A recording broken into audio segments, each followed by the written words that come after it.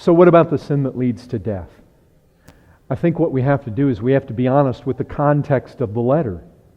Who is it that is sinning in the book of 1 John that's in real trouble? Real trouble, like damnation trouble. Well, certainly it's the false prophets. Certainly it's those who went out from us because they were not of us. Certainly it's those who are denying the Father and denying the Son. Certainly it's the Antichrist. This is who he's been talking about through the whole letter. Brethren, the thing is, the thing you want to remember is that John is confronting the errors of those who went out. He's confronting the errors of those who are persisting in sin. They're not loving the brethren, but they're persisting as well in bad doctrine concerning Jesus Christ. They are denying the Son, and in denying the Son, they are denying the Father. This is what Scripture says.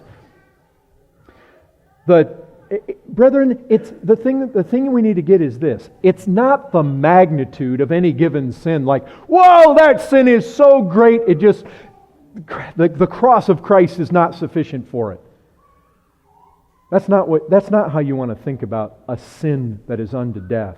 What you want to think about, what John is speaking about, is the attitude, the disposition of a sinner that excludes the possibility of him ever being forgiven. In the context of this little epistle, it's a person who is intent on denying the true Christ. Why? Because only the true Christ is the true remedy.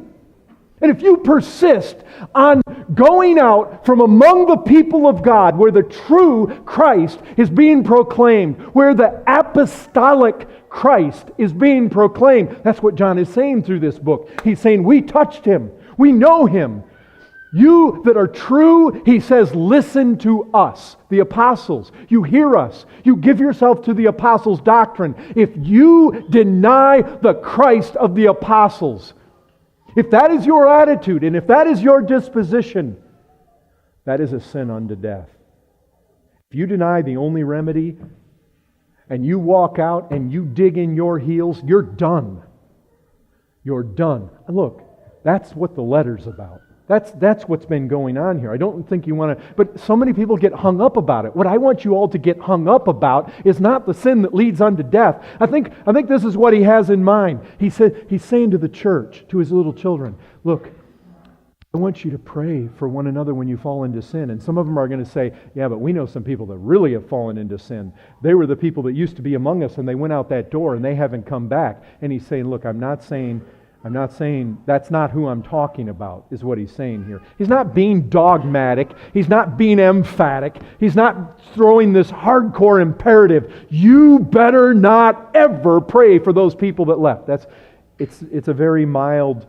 He's just saying that's not who I'm talking about. The ones I have in mind are the ones who are still here, but are falling into sin. The ones that are still staying on with Christ and the true Christ and the truth. Pray for them, brethren. Pray for one another. Pray, not the people that have abandoned this thing, not the people that have gone out, not the people that are out there propagating the false Christ, but those among here who still adhere to the true Christ and are falling into sin. Brethren, I'm telling you, if we even had 3 or 5 or 10 people that on a regular basis gave themselves to this, oh, what it will do for this church. What it will do.